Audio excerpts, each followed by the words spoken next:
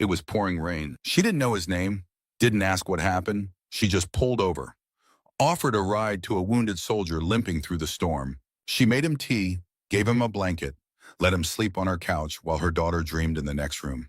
He left before sunrise. No goodbye, just a medal left by the sink and a silence that stayed. Weeks later, as foreclosure loomed and her world began to collapse, there was a knock at the door. And standing outside wasn't the bear, it was the soldier she'd helped. And this time he didn't come alone. In hours, it drummed steadily on the windshield of Emily Rhodes's pickup truck as she drove the winding two-lane road just outside Millfield, Pennsylvania, a town so small most folks could recognize every license plate in the grocery store parking lot. It was the kind of rain that crawled down your spine even when you were indoors, cold, uninvited, and relentless. Emily glanced at the clock on the dashboard, 7:46 p.m. She should have been home by now. But the old delivery van at the bakery where she worked broke down again, and she'd stayed late helping her boss tarp it up against the storm. She didn't complain. She never did. That wasn't who she was at 35. Emily lived a quiet life, modest, hard-working, unremarkable to most. Her days were spent behind the counter at Dottie's Diner and Bakes, and her nights were a mix of laundry homework with her daughter and calls to her aging mother across town. She didn't travel. She didn't post much on social media. Her truck was 10 years old, her boots older. She didn't need much, but she always tried to give what she could. And tonight, what she had was a ride and a decision to make. Because through the shimmering blur of rain on the glass, she saw him, a man walking alone along the shoulder of the road, soaked from head to toe. His backpack clung heavily to his back, and the weight of it bent his posture. Even from a distance, Emily could tell he was limping, favoring one leg with each step. He wore a dark green jacket, the kind she'd only seen on soldiers and recruitment posters. His hair was cropped tight, military style. His face was mostly shadowed by the rain in the hood. She slowed instinctively. And that's when the war began, inside her own head. You don't pick up strangers. Emily, especially not alone. Especially not in the dark. That's common sense. But then she remembered something else. Something buried but familiar.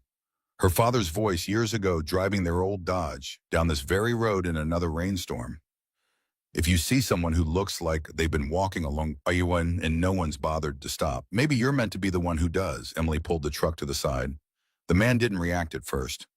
Maybe he didn't expect anyone to stop. Maybe he thought she was pulling over for herself. But when she lowered the window halfway and leaned across the seat, her voice just loud enough to carry through the pattering rain, he turned. "Hey," she called. "You all right out here?" The man paused. His hood fell back slightly as he turned his head. That's when she saw it. A deep scar stretched from his temple down beneath his jawline, pink and uneven, like old fire damage. He didn't speak right away, just stared at her, water dripping from his face, his shoulders heaving from the weight of the pack. "Not looking for trouble," he said, voice rough but steady. "I didn't say you were," Emily replied. They stared at each other for another second. Then she pushed the passenger door open with her elbow. "I'm heading past the base turnoff," she said. "I can drop you at the gate." He hesitated, then nodded once. "Thanks." As he climbed in, the smell of wet canvas and old fatigue filled the cabin. He winced as he lowered himself into the seat, and Emily noticed the way he held his side gingerly, like it still hurt. His clothes weren't just wet, they were stained. "Torn in places, you in the Army?" she asked gently, pulling the truck back onto the road. "Was he?" Said, "Just got discharged." Emily glanced sideways. "Honorable." He cracked a faint smile. "Is there any other kind?" There was a silence between them, filled only by the rhythm of the rain on metal and the steady hum of the heater. "My name's Emily," she offered. He nodded slowly. Logan Wells." They rode like that for a while, no radio, no small talk, just the sound of two lives intersecting on a road most people forgot about. She noticed the scar again when the overhead light flickered at a stop sign. It wasn't just on his face. It crawled down his neck too, vanishing beneath his shirt. She didn't ask. "Some wounds you didn't touch?" "Not with words. You from around here?" she asked instead. "No," he said. "Passing through, trying to get to Wilton." "That's over 20 miles. "Yeah." "On foot," he shrugged. "Didn't have many options." Emily gripped the wheel tighter. 20 miles in the cold rain. Injured, carrying his own gear. No car, no one to pick him up. She felt the ache in that silence. "Didn't the VA help?" Logan gave a dry laugh. "They helped me out the door." The base turnoff came into view. Two dim street lights, a rusted sign half covered in ivy, and a small security booth up ahead. "I can let you out here," Emily said, slowing the truck, but Logan didn't move. He looked ahead at the empty gate, then down at his scarred hands resting in his lap. "I don't have ID right now," he muttered. "Lost my wallet when I got discharged. They said the temporary docs would come by mail."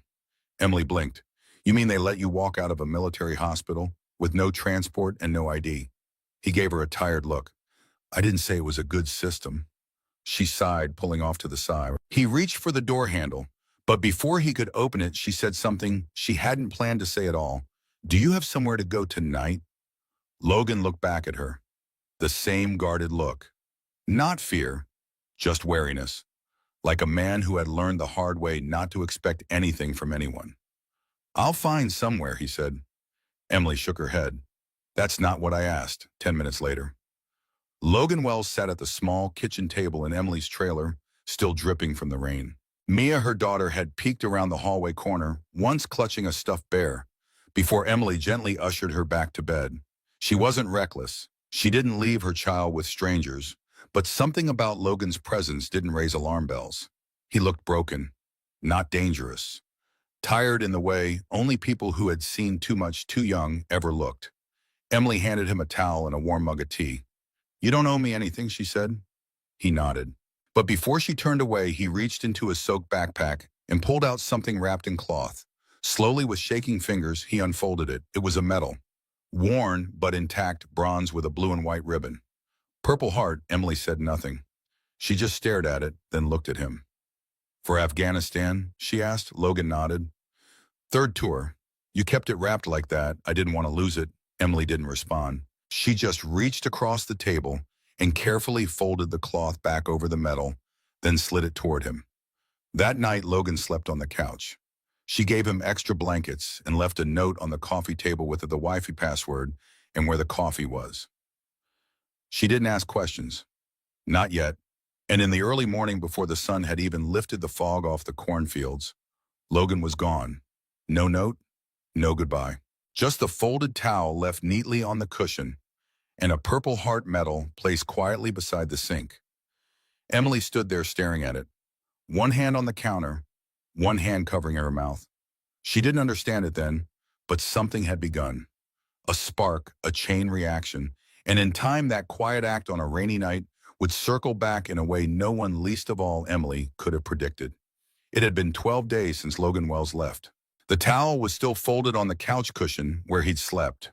The Purple Heart, clean, polished, and impossibly heavy for its size, remained tucked in Emily's kitchen drawer next to a few pens, spare keys, and a rubber band ball. Her daughter Mia had made in first grade. Emily hadn't told anyone, not her coworkers at the diner, not her mother, who would have asked far too many questions. Not even her best friend Nora, who'd probably ask why on earth she let a scarred, limping stranger into her home at night. Because the truth was, Emily didn't know how to explain it. It wasn't logic. It wasn't instinct. It wasn't even charity. It was something quieter, deeper, like answering a call she hadn't even known she was listening for. And now, in the quiet hours before dawn, her daughter asleep, the heater clicking softly, the moonlight casting long shadows across the old linoleum. Emily felt it. The storm hadn't passed. It had just moved inward. 2 days later, the letter arrived. She found it tucked awkwardly in her mailbox, half soaked from the morning rain. No return address, no postage stamp. Inside was a single line written in blocky, uneven handwriting. "You reminded me I still mattered. I'll find a way to repay that ELW." That was it. No apology, no explanation, no forwarding address. Emily stared at the words until they blurred. Then she folded the paper in half, placed it inside the same drawer as the medal, and closed it softly like someone laying flowers at a grave. But while Logan had disappeared, real life hadn't. The notice came later that week, a thick envelope from the local credit union. Emily didn't have to open it to know what it was. The foreclosure process had officially begun. Her father's house, the one she grew up in, the one she'd inherited with more repairs than walls, was now marked delinquent. A string of missed mortgage payments, rising interest, and ignored letters had finally caught up with her. She'd done everything she could. The bakery paid minimum wage and not a penny more. Her side hustle selling baked goods at the farmer's market barely covered groceries. She'd sold the jewelry her mother left her. She canceled the internet 3 times only to reconnect it when Mia's school required Zoom sessions. She had cut corners on everything but one thing her daughter Mia deserved. The light kept on. The heater running, the walls to stay standing. Emily bit her lip and reread the second page. 30 days, that's what they gave her. 30 days until the place that held her life would be boxed, boarded, and auctioned to the highest bidder. At work, she kept smiling. She poured coffee, stacked pie slices into takeout boxes, and wiped down cracked booths at closing time. No one noticed anything different because Emily had always been the same quiet, reliable kind. But kindness doesn't stop foreclosure. Kindness doesn't pay back loans. Kindness doesn't explain to an 8-year-old why the room with the unicorn wallpaper might not be hers next month. One night as she closed up Dottie's, Nora caught her wiping down the counter for the 3rd time. Okay, her friend said. Spill it. Emily glanced up. What, you've been staring through people for a week. You forgot Mia's snack day, and today you served Officer Clay his coffee without cinnamon? I was distracted. No, Nora said, walking around the counter. You're drowning. Emily hesitated. Then, she told her, not everything but enough about the letter, the house, the math that didn't add up, the countdown. She couldn't stop. And when she finished, Nora didn't gasp, didn't lecture. She just leaned against the counter, crossed her arms and said, well, that sucks. Emily let out a surprised laugh, a weak, watery one, but real. Yeah, she whispered. It really does. The next morning, Emily dropped Mia off at school and drove past the town's old VFW hall. A hand-painted sign hung out front. Veterans Support Breakfast. This Saturday, all welcome. She almost kept driving, but something in her chest tugged her foot off the gas. Maybe it was the letter. Maybe it was the metal. Or maybe it was the memory of Logan's quiet voice in the truck that night when he'd said didn't have many options. Saturday came. She arrived at the breakfast with a tray of her best honey oat loaves, warm and wrapped in cloth. The room inside was modest, folding tables, tin coffee pots, and a dozen veterans in faded ball caps and worn denim. They welcomed her with quiet nods. A few recognized her from the diner. One man, older and hunched, offered to carry her tray. Emily didn't know what she was doing there, but she stayed. She served. She poured coffee, she smiled, and as she wiped down a table near the back, one of the younger veterans, early 30s, sharp eyes looked up from his plate and said, "You're Emily Rhodes, right?" She froze. "Yeah," she said slowly. The man stood wiping his hands. "I think you know someone I served with." Emily's heart skipped. He reached into his jacket and pulled out a folded paper. Not a letter, a photo in it. Logan Wells in full gear, desert fatigues, leaning on a crutch, grinning with half his face bandaged, surrounded by 5 other men in uniform. "He sent this a few weeks ago," the man said. Said he met someone in Pennsylvania. Said she reminded him of who he used to be. Emily stared at the photo. "I didn't know he had anyone left," she said quietly.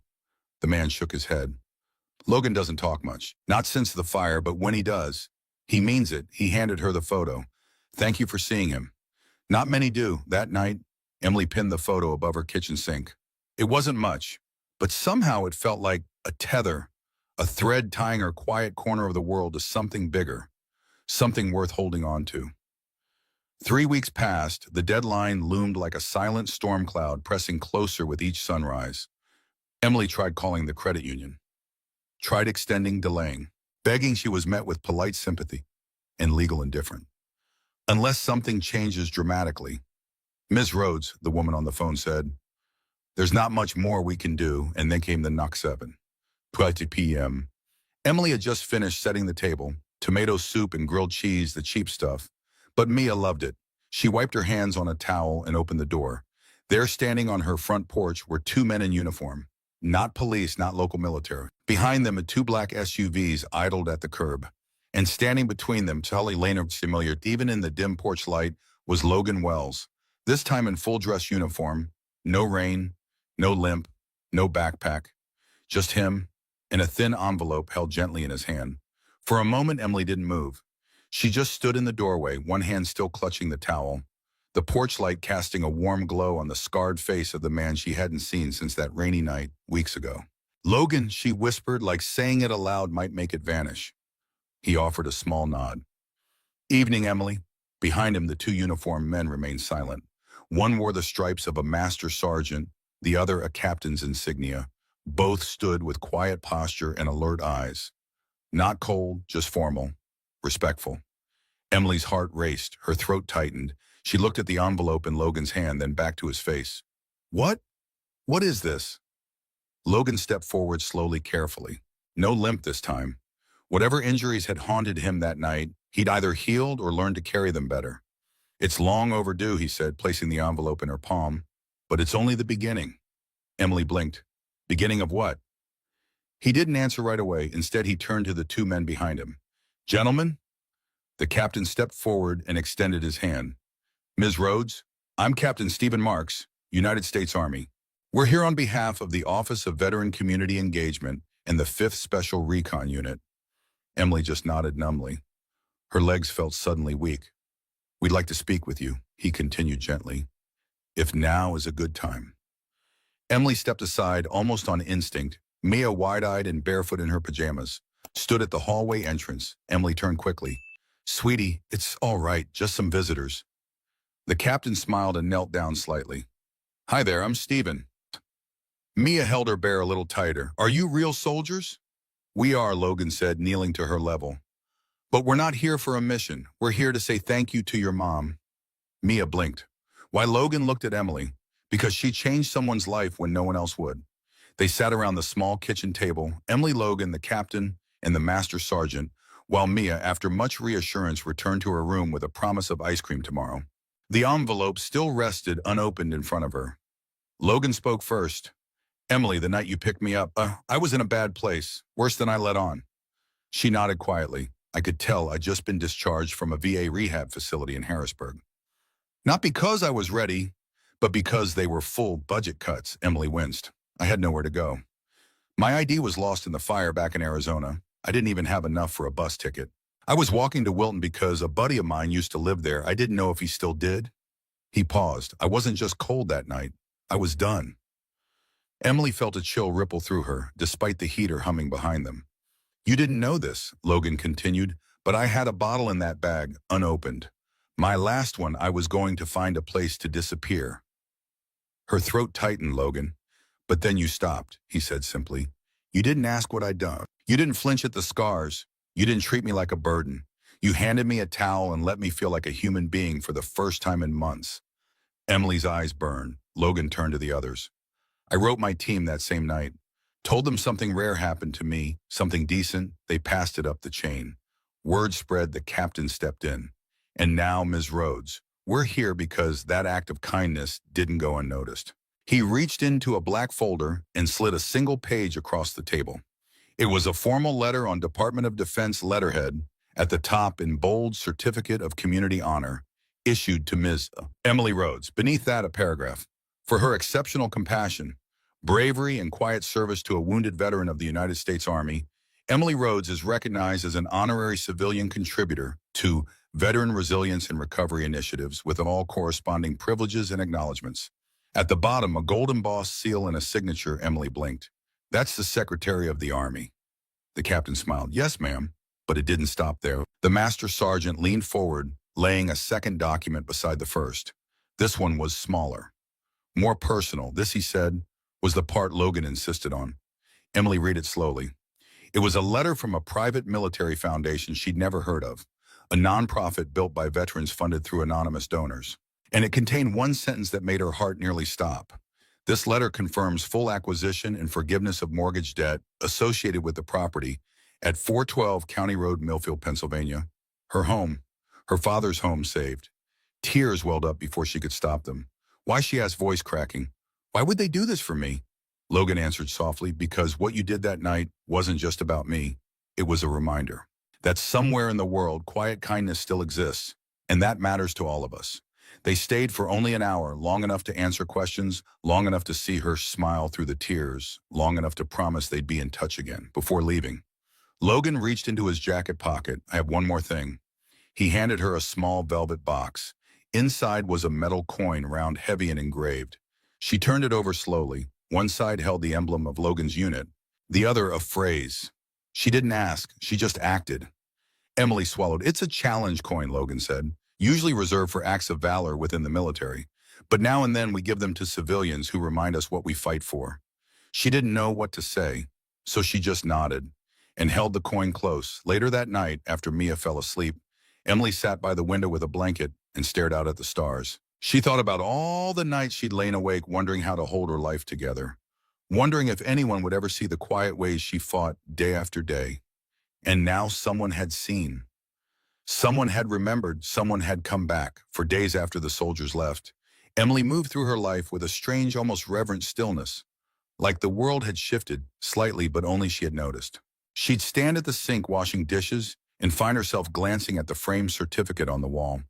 She'd pass the drawer where Logan's medal still rested, now beside the challenge coin, and feel something warm spread quietly through her chest.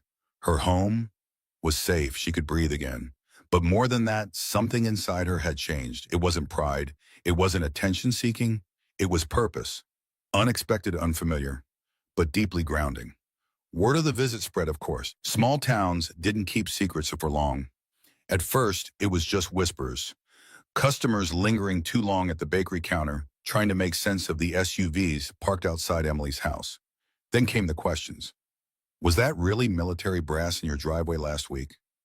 You doing okay? Em, heard something about some letter from Washington. Some folks were just curious. A few were skeptical, but others looked at her differently now. With respect, with recognition. Not the kind you demanded, but the kind you earned when no one was looking. 3 weeks after the visit, Emily received another envelope. This one was official, with a Department of Veterans Affairs seal on the front. Inside was a short note and an invitation. Ms. Emily Rhodes, on behalf of the Veteran Resilience Network of Eastern Pennsylvania, we would be honored if you would consider serving as a community advisor to our Civilian Support Initiative. There was a phone number, an email, and a handwritten postscript from Logan. Just show up. That's all you ever needed to do. Emily didn't answer right away. She left the envelope on the table for 2 days, staring at it between folding laundry and making grilled cheese for Mia. She wasn't qualified. She didn't have a degree in psychology. She didn't serve. She didn't even know what a civilian support initiative really was. But the memory kept pulling her back. Logan, drenched and silent, sitting in her truck. The weight in his voice when he said, "You didn't flinch at the scars." Maybe this wasn't about qualifications. Maybe it was about being the kind of person who doesn't look away. Emily said yes. The meetings were simple at first. She drove to a small office on the outskirts of Wilton once a week where a group of veterans and civilian volunteers gathered in a converted shipping container with mismatched chairs and coffee that tasted like burnt dirt. They didn't ask much of her, just to listen, to speak when she had something real to say. And over time she did. She talked about what it was like to grow up watching her father himself, a Vietnam vet, flinch at fireworks every July. She talked about how lonely it felt, raising a daughter with no safety net. She talked about Logan. About that night, about what it meant to choose kindness without expecting anything in return. They listened and they nodded. And slowly word spread. That spring, a man named Harvey sat beside her in the parking lot after a session. He was in his 60s, strong shoulders, sun-damaged, skin, a stiffness in his legs that hadn't come from age alone. You know, he said, lighting a cigarette with calloused hands, "I used to think civvies didn't get it." Emily glanced at him. "Some probably don't." Harvey nodded, "But you didn't need to get it to show up, you just did." He took a long drag, then flicked the ash away. "We need more people like that." Emily looked out across the gravel lot, sunlight bouncing off the metal roofs. She didn't feel brave. She didn't feel special. She just felt present, and maybe that was enough. Back in Millfield, life kept moving. Mia turned 9. The bakery gave Emily more hours and a key to open the store when Dottie couldn't make it. Nora brought over wine on Fridays and still teased her about being the local hero. But it was always with a smile now. Sometimes veterans stopped by. Men and women she'd never met, strangers from other towns asking for Emily by name. They didn't stay long. Some just wanted a coffee. Some left folded notes. Some just nodded and walked away. But every single one of them had that look in their eyes, the look Logan had, the one that said, "I didn't think anyone would notice." And every time she did, then came the storm. Not a literal one, though. April brought plenty of rain, but a sudden quiet unraveling that began with a voicemail. "Hey, Emily, this is Greg from County Services. I hate to bother you, but there's something odd in the property records I think you should see." Can you swing by when you get a chance? Emily felt her stomach turn. The office was dim and cluttered with file boxes. Greg, a county clerk with a forgettable face and too many pens in his shirt pocket, looked uneasy. I know the Army folks cleared your mortgage, he said, gesturing to a paper in front of him. But when we scanned the deed last week, something came up. Emily leaned in. There's a lien still attached to the land. From 20 years ago, before your father passed. Her heart sank. What kind of lien? A loan he took out after your mother died. It was buried. No one flagged it because the debt was sold to a private agency. He paused. They filed claim 3 days ago. Technically, they have legal right to the acreage behind your house, including your garden and shed. Emily felt like the air had been knocked from her lungs. But the mortgage was just the house, Greg said. Gently, the land is separate. She drove home in silence, hands white-knuckled on the wheel. Back to square one again. Her home was safe, but not her land. And without the land, it wouldn't feel like home for long. That night after Mia fell asleep, Emily sat on the porch and stared out over the dark silhouette of the fields. The same fields her father once tilled, with hands twice as tired as hers. The same shed where she'd buried years of worn tools, pickles in mason jars, and memories. She couldn't lose it. Not again. She took out her phone, scrolled through contacts, paused. Then typed, "Hi, Logan. I know you've already done more than I could ever ask, but something's come up." She hit send, then whispered into the night, "Please let kindness keep going." Logan called the next morning. He didn't ask for details, just listened. And then he said with the same quiet steadiness he had that first night, "I'll take care of it." 3 days later, a man in a charcoal gray suit stepped into the county office, briefcase and hand credentials in pocket. He didn't give a speech. He didn't threaten. He simply presented a document bearing a judge's seal and a federal stamp declaring that the lien was invalid. The loan had been fraudulently reactivated. The agency, a shell company, already under investigation. It was over for real this time. Emily cried in her truck for 10 minutes straight before she could even turn the ignition. Logan never bragged. When she called to thank him, he simply said, "You already paid it forward. I just made sure it kept moving." Emily smiled through the tears. "Still, I don't know how to repay you. You already did," he replied. "You just don't know it yet." Later that week, she found a letter tucked into her mailbox, handwritten, no return address. Inside, "What you grow in quiet places will one day feed someone you'll never meet." And beneath that, a single word, Semper Latin for always. Emily folded the note, placed it next to the coin in her drawer, and sat in the silence for a long time. Not empty, not waiting, but full of everything that had taken root. By the time summer arrived, the lilacs had returned to the edge of Emily's yard. Their scent drifted through the open kitchen windows as bees hovered lazily over the garden she once feared would be taken from her. The land was hers now, truly hers, and it felt different. Everything did not flashy, not loud, but deeply, beautifully different. Emily stood barefoot in the soil. One early morning, a woven basket in hand, lifting fresh tomatoes from the vine. Dew sparkled on the leaves. Chickens clucked quietly near the coop. It was a small scene, one the world wouldn't think twice about. But to her, it was everything she'd fought to keep. Her daughter still sleeping peacefully in the room she almost lost. The pantry stocked from a garden no one could take. The porch, once silent and uncertain, now full of laughter most evenings. Life had returned not just to the farm, but to her. And it began, she thought, with a stranger in the rain. Logan didn't visit often, but when he did, he never came alone. He brought friends, quiet veterans who didn't talk much but built things, repaired fences, rewired her shed, fixed the loose latch on her front gate like it mattered to national security. They never stayed for long, but they left behind something more permanent than repairs.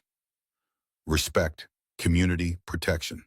One of them, a quiet man named Reggie, showed up a week after the lien was cleared and wordlessly installed solar panels on her roof. "I didn't ask for these," she said, watching him work. Reggie just nodded. Logan said sunlight helps things grow. At the farmer's market, people began to linger longer at her table. Some asked for stories, others brought pies. One woman from 2 towns over simply hugged her, whispered, "You reminded my son he still mattered," and left before Emily could ask her name. They all knew her now, but it wasn't fame. It was something gentler, a kind of reverence reserved not for heroes but for healers. One Sunday morning, while organizing produce in her stand, Emily saw a familiar figure approach, tall, broad-shouldered, with a slow, even gait that no longer hinted at pain. Logan, he was in civilian clothes, simple jeans and a flannel shirt, but his posture was the same. Still a soldier, still steady. She smiled already walking around the stand. You're early. He shrugged. Didn't want the strawberries to sell out. She handed him a basket without asking. They sat on the tailgate of her truck beneath the old oak tree near the lot. For a long time, they didn't say much. Sometimes words ruin things that were already perfect. Eventually, Logan spoke. I've been asked to take a new position, he said, turning a strawberry stem between his fingers. Emily looked over. We're a Washington advisory role, civilian veteran engagement. They want someone who knows what it feels like on both sides. She smiled softly. That sounds like something you were built for, he chuckled. I'm still learning. He paused. I don't want to leave, he added. She looked at him. Then don't, another pause. I also don't want to stay if it means I'm running from what I'm meant to do. Emily nodded slowly. So go. But come back when you're ready. He smiled at her like she'd said something holy. That night he helped her clean up after the market. Before leaving, he pulled something from his pocket, a pin silver simple. It was shaped like a seed. This is part of a new project, he said. The Kindness Initiative, real quiet things, small things. We give this to people who pass it forward. She took it in her palm. It was cool, heavy, meaningful.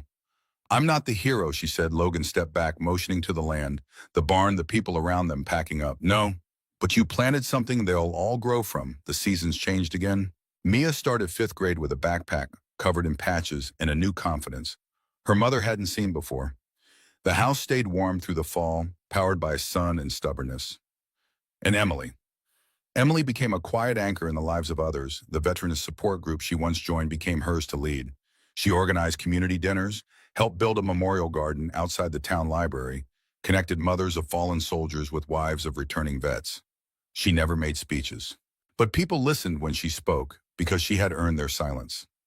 First, one winter night just after the first snowfall, Emily was locking up the bakery when a car pulled into the lot. A man stepped out. She didn't recognize him. Young face, pale shoulders, tense beneath his oversized coat. Are you the woman who helped Logan Wells, he asked. Emily hesitated. I was one of them. The man nodded quickly, eyes glassy. I'm his cousin. We haven't spoken in years, but I read about you in the letter he sent to our family last month. He pulled a folded envelope from his coat. He asked me to give you this, and then just as quickly, he was gone, back home beneath the quiet glow of her living room lamp. Emily opened the letter. It was short, written in Logan's blocky, familiar script. Emily, I always believed the battlefield defined us, that only in war did we learn who we were. But I was wrong. Kindness does the same thing. It reveals us, sharpens us, softens the places. War left ragged. You didn't just give me a ride. You gave me permission to live again, and through that you gave something to everyone I've touched since the road you opened in me. I'll never stop walking. Thank you for seeing me when I was disappearing. Semper Logan. Emily closed the letter with trembling hands. She walked to the kitchen, opened the drawer. Inside it, the purple heart, the challenge coin, the note that read, what you grow in quiet places. And now Logan's letter. She placed them all in a small wooden box and set it on the mantel above the fireplace. Not a shrine, a reminder that lives change quietly, that roots grow unseen, and that kindness never returns empty in the spring. Emily started something new, a small sign outside her garden. Free produce for any veteran. No questions, no limits. And below that, smaller. If you've served, let the earth serve you now. She didn't advertise it, but they came. Some left with bags of vegetables. Some left handshakes, letters, salutes, tears. And one day a young soldier just stood silently at the edge of the garden for 15 minutes, then whispered, thank you, and walked away without taking anything. Emily watched him go, then turned back to the rows of growing things. On her birthday, a package arrived, no name, no return address. Inside was a replica of the medal she once held for Logan, and a frame in it, a photo. Logan standing beside a podium in D.C., speaking into a microphone, his hand resting over his heart. Behind him, projected on a massive screen, was a quote. She didn't ask, she just acted. And below that, her name, Emily Rhodes. She stared at it for a long time, then hung it on the wall, right next to the pantry door.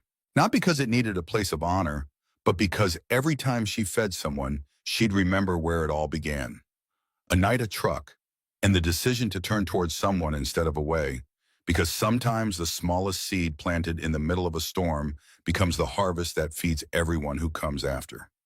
And Emily, she never stopped planting, not in fields, not in hearts, not in the kind of places most people overlooked, but where the real growth always begins. In our darkest moments, kindness still finds a way, often in the quietest places. Not everyone who helps wants recognition. Some just need to know that today, someone isn't going hungry. And sometimes, that alone is enough to change a life. You may forget the story, but if no one retells it, history stays silent forever. Subscribe to Grateful Stories, where justice is honored, kindness is remembered, and no act of quiet heroism is ever lost.